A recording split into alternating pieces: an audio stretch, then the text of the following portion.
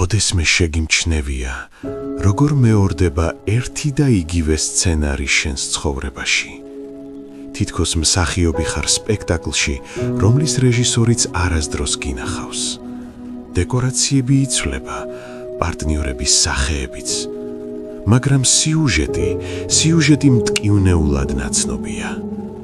შეგიმჩნევია, როგორ იზიდავ ერთსა და იმავე ტიპის ადამიანებს, რომლებიც თავიდან გპირდებიან იმას, რაც ყველაზე მეტად გჭირდება და ბოლოს სწორედ იმას გართმევენ, რისი დაკარგვისაც ყველაზე მეტად გეშინოდა. შეგიმჩნევია, როგორ ხვდები ერთი და იგივე ფინანსურ კრიზისში, ისევ და ისევ. როგორ იწყებ ახალ საქმეს ენთუზიაზმით და რამდენიმე თვეში ისევ იმავე გამოფიტულობას, იმავე უიმედობას გრძნობ. თითქოს უხილავი კედლებია შენს გარშემო. შენ გარბი ხარ, მაგრამ წყეზე და ყოველი ახალი წრის შემდეგ იმედგაცრუება უფრო ღრმაა. მარტოობის შეგრძნება უფრო მძაფრი. შენ მარტო ხარ ამ ციხეში. საზოგადოება, მეგობრები, ფსევდოსულიერი მასწავლებლები გეტყვიან, რომ ეს კარმაა, ან გაკვეთილი, რომელიც უნდა ისწავლო, ან იქნებ უბრალოდ უიღბლობაა, ან ყველაზე პოპულარული ტყუილი, შენ უბრალოდ საკმარისად არ ცდილობ. ეს ყველაფერი დამამშვიდებელი ზღაპრებია, ტკბილი ტყუილები, რომლებსაც საკუთარ თავს ვუყვებით, რათა არ შევხედოთ სიმართლეს შემზარავ სახეში. სიმართლე ისაა, რომ შენ არ ირჩევ ამ სცენარებს, შენ არც კი ხარ მათი ავტორი. შენ ხარ ბიოლოგიური მანქანა და ეს მანქანა მუშაობს ერთი უმთავრესი პრინციპით – ენერგიის ეკონომია. მოდი უფრო ღრმად ჩავიდეთ. შენი ტვინი მოიხმარს შენი სხეულის ენერგიის 20%-ს. ეს უზარმაზარი რესურსია, ამიტომ ევოლუციამ ის დააპროგრამა, რომ იყოს მაქსიმალურად ეფექტური. და რა არის ეფექტურობის უმაღლესი ფორმა? ავტომატიზაცია. როდესაც რაღაცას პირველად აკეთებ, თქვათ მანქანის ტარებას სწავლობ, შენი ტვინის ქერქი, პრეფრონტალური კორტექსი, აქტიურად მუშაობს. შენ ფიქრობ ყოველ მოძრაობაზე, სარკე, გადაცემათა კოლოფი, საჭე, პედალი. ეს წარმოუდგენლად დიდ ენერგიას მოითხოვს. მაგრამ როდესაც ამას იმეორებ, ისევ და ისევ, ტვინი იწყებს ამ მოქმედებათა ჯაჭვის ოპტიმიზაციას. ნეირონები, რომლებიც ერთად აქტიურდებიან, ერთმანეთთან ფიზიკურ კავშირს ამყარებენ. ისინი ქმნიან ერთგვარ ნერვულ ჩქაროსნულ მაგისტრალს. გარკვეული დროის შემდეგ ეს ქმედება გადადის ტვინის უფრო ღრმა, უფრო პრიმიტიულ ნაწილში, ბაზალურ განგლიებში. ეს შენი ჩვევების ცენტრია და ამ მომენტიდან შენ უკვე აღარ ფიქრობ ტარებაზე, შენ უბრალოდ აკეთებ ამას. პროცესი ავტომატურია. შენ შეგიძლია მართო მანქანა და ამავდროულად ისაუბრო ტელეფონზე, უსმინო მუსიკას, იფიქრო სამსახურზე, რადგან პროგრამა უკვე გაშვებულია. შენი ცნობიერება თავისუფლებაა, ტვინმა დაზოგა ენერგია. და აი აქ იწყება ყველაზე საინტერესო.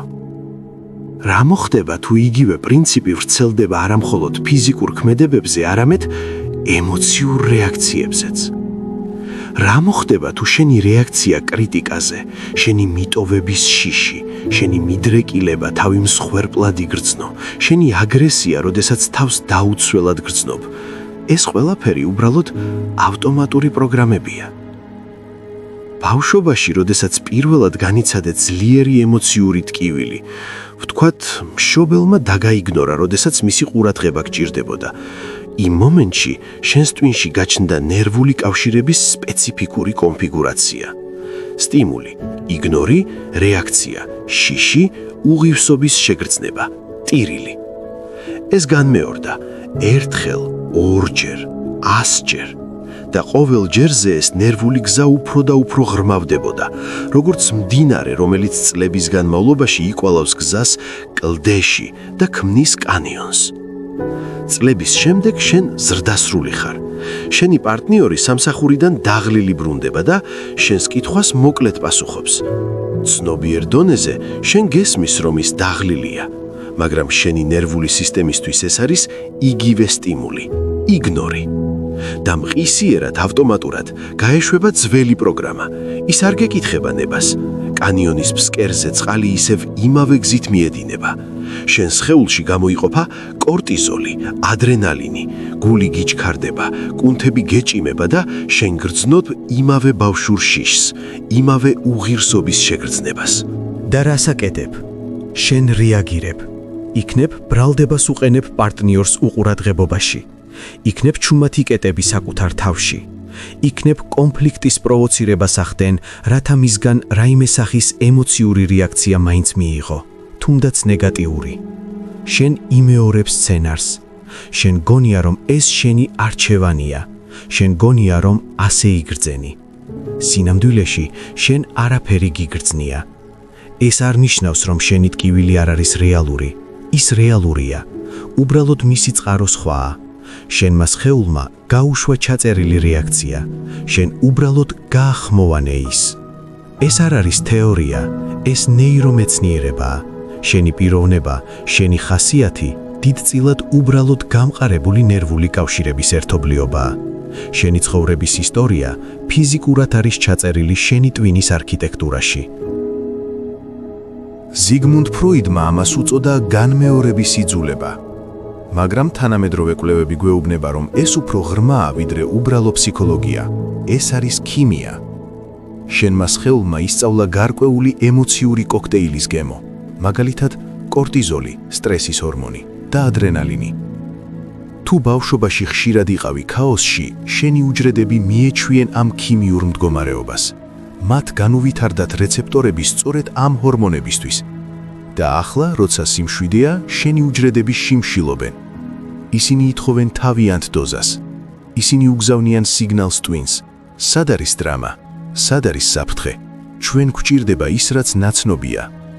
და შენ გაუცნობიერებლად იწყებ ისეთი სიტუაციების შექმნას ან მოზიდვას, რომლებიც მოგცემენ ამ ნაცნობ ქიმიურ კოქტეილს. შენ ირჩევ პარტნიორს, რომელიც გაგაბრაზებს. შენ აგვიანებ სამსახურში, რომ იგრძნო სტრესი. შენ ჩხუბობ მეგობართან, რომ იგრძნო უარყოფა. იმიტომ რომ შენთვის ნაცნობი ჯოჯოხეთი უფრო უსაფრთხოა, ვიდრე უცნობი სამოთხე. მოდი ეს ყველაფერი უფრო კონკრეტულად ვნახოთ რეალურ ცხოვრებაში. წარმოიდგინე კაცი, რომელიც ამბობს: მე მეტი შემიძლია, მე დიდი პოტენციალი მაქვს. ის იწყებს ახალ პროექტს ენთუზიაზმით, მუშაობს ინტენსიურად, ხედავს პროგრესს და ზუსტად მაშინ, როცა საქმე სერიოზულ პასუხისმგებლობამდე მიდის, ის იწყებს გაჭიანურებას, გადადებას, თვითსაბოტაჟს. გარედან ჩანს თითქოს მოტივაცია დაეცა.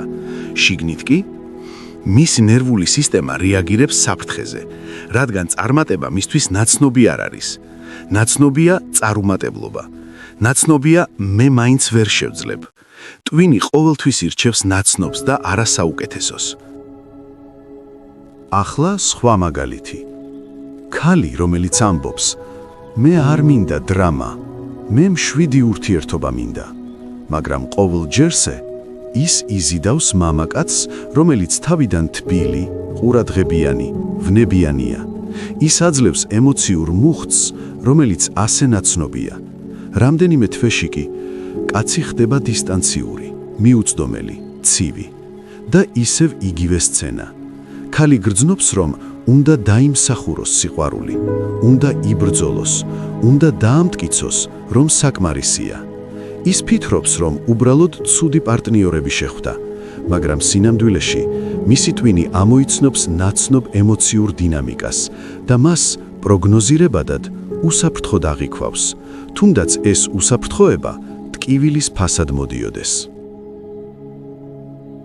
უცნაურად ჟღერს არა, რომ მთელი შენი არსება, შენი ტკივილები, შენი სიხარული შეიძლება უბრალოდ ბიოქიმიური ალგორითმების შედეგი იყოს.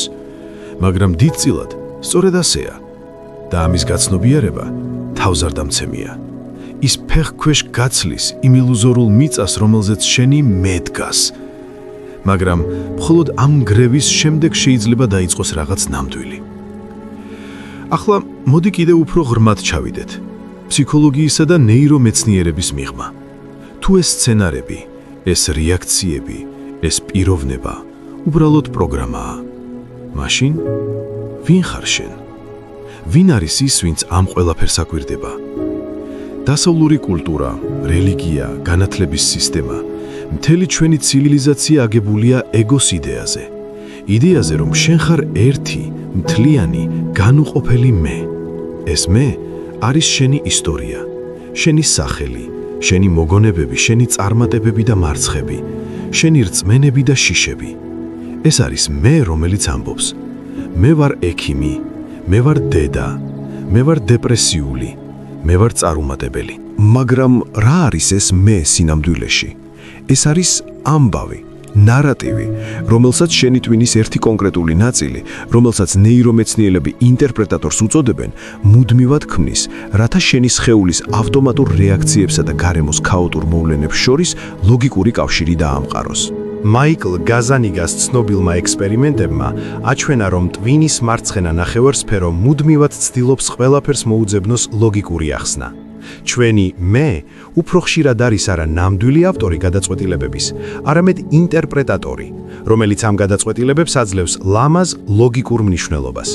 ხშირად არაცნობიერი შაბლონები და ძველი გამოცდილება გვაიძულებს ვიმოქმედოთ სიტუაციაზე, ხოლო შემდეგ ტვინი აკეთებს ინტერპრეტაციას, თუ რატომ ვიმოქმედეთ ასე. მაგალითად, რატომ შეგიყვარდა ისევ ემოციურად მიუწვდომელი ადამიანი? რატომ გადაწყვიტე სამსახურიდან წამოსვლა? თუ შენი რეაქციები ავტომატური პროგრამებია, თუ შენი არჩევანების დიდი ნაწილი პროგნოზირებადი ნერვული გზების შედეგია, თუ შენი ტვინის ერთი ნაწილი უბრალოდ იგონებს ლოგიკურ ისტორიას იმის ასახსნელად, რაც უკვე მოხდა, მაშინ ლოგიკური კითხვა ჩნდება: ვინ იღებს გადაწყვეტილებებს? ვინ არის ის მე, რომელიც ამბობს: მე ასეთი ვარ, მე ყოველთვის ასეთ ადამიანებს ვხვდები, მე ვერ ვაკონტროლებ ჩემს თავს? შეიძლება პასუხი არ იყოს ისეთი, როგორიც გინდა, რადგან ის მე, რომელსაც მთელი ცხოვრება იცავდი, შეიძლება უბრალოდ იყოს ისტორია, კომენტარი, ინტერპრეტაცია. ტვინის მცდელობა ქაოტურ ბიოლოგიურ პროცესებს მისცეს ერთიანი თანმიმდევრული სიუჟეტი. და თუ ეს ასეა, მაშინ ეგო, ის სტაბილური, მყარი მე, რომელიც გონია რომ ხარ, შეიძლება საერთოდ არ იყოს მყარი. შეიძლება ის იყოს ზმანება. არა იმიტომ, რომ შენ არ არსებობ, არამედ იმიტომ, რომ ის ფორმა, რომლითაც საკუთარ თავს აღიქვამ, შეიძლება იყოს მუდმივად განახლებადი ნარატივი და არა ფიქსირებული არსი. ეგო, ეს არის ზმანება, აჩრდილი. და ამ აჩრდილთან იდენტიფიკაცია არის ყველა ტანჯვის საფუძველთა საფუძველი. რადგან როდესაც გჯერა, რომ შენ ხარ ეს ამბავი, შენ ხდები მისი ტყვე. შენ განწირული ხარ, რომ გაიმეორო ის ისევ და ისევ. რადგან ამ ამბის გარეშე შენ წყვეთ არსებობას. ამიტომ ეგო ყველაფერს გააკეთებს, რომ შეინარჩუნოს თავისი ნარატივი. ის მიგიყვანს იმავე სიტუაციებთან, იმავე ადამიანებთან, იმავე კონფლიქტებთან, რადგან სწორედ იქ გრძნობს თავს სახლში, სწორედ იქ იცის როგორ მოიქცეს. მაგრამ რა მოხდება თუ შენ არ ხარ ეს ამბავი? რა მოხდება თუ შენ ხარ სივრცე, რომელშიც ეს ამბავი ხდება? რა მოხდება თუ შენ ხარ ცნობიერება, რომელიც აკვირდება ამ აზრებს, ამ ემოციებს, ამ სხეულებრივ შეგრძნებებს? აღმოსავლური ფილოსოფიები ამას ათასობით წლის განმავლობაში ამბობდნენ. დღეს ნეირომეცნიერება იწყებს იმის დადასტურებას, რასაც მისტიკოსები ყოველთვის გრძნობდნენ. არსებობს შენ, რომელიც წინ უსწრებს აზრს.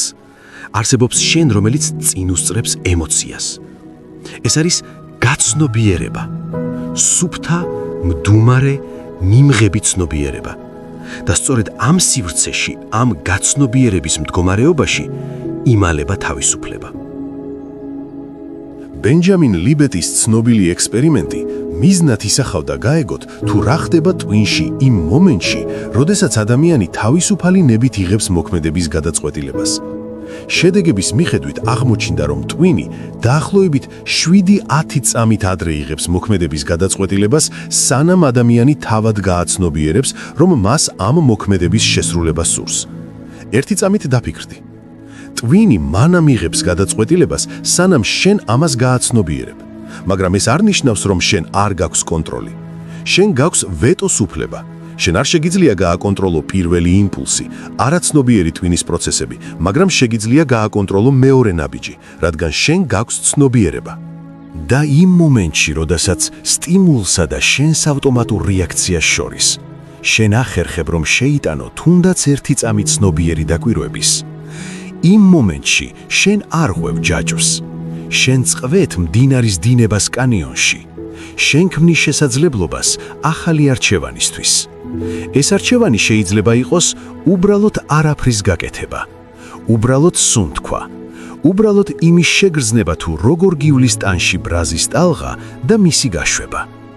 და ყოველ ჯერზე, როდესაც ამას აკეთებ, შენ ასუსტებ ძველ ნეირონულ კავშირს და ქმნი ახალს.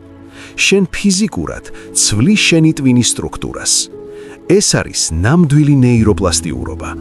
არა აფირმაციებით, არამედ ცნობიერი განუწყვეტელი დაკვირვებით. ეს არ არის თეორია. ეს არის ის, რაც შენ თვითონ შეგიძლია გამოსცადო. ახლავე. მე გთავაზობ ექსპერიმენტს. მომდევნო 24 საათის განმავლობაში აირჩიე ერთი კონკრეტული ავტომატური ქცევა, რომელსაც მუდმივად იმეორებ. ეს შეიძლება იყოს ტელეფონის უმიზნო სკროლვა, როდესაც მოწყენილობას გრძნობ. მაცივრის კარის გამოღება, როდესაც არ გშია. საკუთარი თავის შინაგანად გაკრიტიკება, როდესაც რაღაც არ გამოგდის. აირჩიე მხოლოდ ერთი. შენი ამოცანა არ არის, რომ შეწყვიტო ეს ქცევა. ბრძოლა მხოლოდ აძლიერებს მტერს. შენი ამოცანაა უბრალოდ დააკვირდე. მაგალითად, როდესაც იგრძნობ იმპულსს, რომ ტელეფონი აიღო, გაჩერდი ერთი წამით და დააკვირდი. რა ხდება შენ სხეულში? სად გრძნობ ამ იმპულსს? კერტში, მუცელში, ყელში? როგორი შეგრძნებაა? ჩხვლეტა, სიცარიელე, დაძაბულობა? დააკვირდი აზრს, რომელიც ამ იმპულსს ახლავს. მოდი ვნახავ რა ხდება ინსტაგრამზე. მომწერა ვინმემ, უბრალოდ 5 წუთით. არ განიკითხო ეს აზრი, არ ებრძოლო იმპულსს. უბრალოდ დააკვირდი მას, როგორც მეცნიერი აკვირდება უჯრედს მიკროსკოპში, ცნობის მოყვარეობით, დისტანცირებით. იყავი ამ შეგრძნების მოწმე და შემდეგ შენ გაქვს არჩევანი. შეგიძლია დაემორჩილო იმპულსს და აიღო ტელეფონი. არა უშავს, ექსპერიმენტი მაინც წარმატებულია, რადგან შენ დააკვირდი. ან შეგიძლია ღრმად ჩაისუნთქო და არ აიღო. დააკვირდი რა მოხდება შემდეგ, როგორ იცვლება შეგრძნება, როგორ ნელ-ნელა კარგავს ძალას და ქრება. გააკეთე ეს ერთი დღე, ერთ ჩვევასთან მიმართებაში. შენ აღმოაჩენ რაღაც გასაოცარს. შენ აღმოაჩენ, რომ იმპულსები, რომლებიც მთელი ცხოვრება გმართავდნენ, სინამდვილეში წარმოუდგენლად სუსტები და ხანმოკლეები არიან, როდესაც მათ ცნობიერების შუქს მიანათებ. შენ აღმოაჩენ, რომ შენ არ ხარ ეს იმპულსი, შენ ხარ სივრცე, რომელშიც ის ჩნდება. და ეს აღმოჩენა, ეს არის პირველი ნაბიჯი შენი ციხის კარის გასაღებად, არა გარედან, არამედ შიგნიდან. ასე რომ, რატომ მეორდება ერთი და იგივე სცენარი შენს ცხოვრებაში? იმიტომ რომ შენ გძინავს. შენ გძინავს და ხედავ სიზმარს, რომელსაც შენი ცხოვრება ჰქვია. და ამ სიზმარში შენ ხარ პერსონაჟი, რომელიც დაპროგრამებულია, რომ იმოქმედოს გარკვეული წესებით. გაღვიძება არ ნიშნავს სიზმრის შეცვლა უკეთესით, არ ნიშნავს გახდეს სიზმრის გმირი. გაღვიძება ნიშნავს გააცნობიერო, რომ გძინავს და ამ გაცნობიერების მომენტში სიზმარი კარგავს ძალაუფლებას შენზე. პარადოქსი ისაა, რომ თავისუფლება მოდის არა კონტროლის მოპოვებით, არამედ კონტროლის ილუზიის დათომებით. თავისუფლება მოდის არა უკეთესი მეს შექმნით, არამედ იმის გაცნობიერებით, რომ მე, რომელსაც ასე თავგამოდებით იცავდი და ცდილობდი გამოგესწორებინა, არასდროს უარსებია. ის იყო მოჩვენება, მოგონებებისა და ჩვევებისგან შექმნილი. და როდესაც მოჩვენებას ხედავ იმად, რაც არის, ის ქრება და რა რჩება? რჩება სუფთა პოტენციალი. რჩება აწმყო მომენტი. ერთადერთი რეალობა, რაც ოდესმე გქონია. და ამ მომენტში შენ შეგიძლია შექმნა არა წარსულის კარნახით, არა მომავლის შიშით, არამედ სიჩუმის, სიღრმის, შენი ნამდვილი არსის კარნახით. ეს გზა რთულია. ის მოითხოვს სიმამაცეს, რომელსაც ცოტა თუ ფლობს. სიმამაცეს, რომ შეხედო საკუთარ დემონებს არა საბრძოლველად, არამედ გასაგებად. სიმამაცეს, რომ დათმო ყველაფერი, რაც გგონია რომ ხარ, რათა გახდე ის, ვინც სინამდვილეში ხარ. ეს არის გზა მარტოობის გავლით, მაგრამ არა მარტოობაში. ეს არის გზა სიბნელის გავლით, სინათლისკენ, რომელიც ყოველთვის შენში იყო. და როდესაც პირველად, თუნდაც ერთი წამით გაარღვევ შენს პროგრამას და გააკეთებ ახალ ცნობიერ არჩევანს, შენ იგრძნობ ტრიუმფს, რომელსაც ვერანაირი გარეგანი წარმატება ვერ შეედრება. ეს იქნება შენი სულის მდუმარე, მაგრამ ყოვლის მომცველი გამარჯვება საკუთარ ბიოლოგიურ ბორკილებზე. ეს იქნება ნამდვილი დაბადება. მადლობა რომ დარჩი ბოლომდე. თუ შენთვის მნიშვნელოვანია ცნობიერად აქციო უცნობი მექანიზმები, რომლებიც დიდწილად განსაზღვრავს შენს ყოველდღიურ ცხოვრებას, გამოიწერე არხი, რათა არ გამოგრჩეს კიდევ ბევრი საინტერესო თემის განხილვა.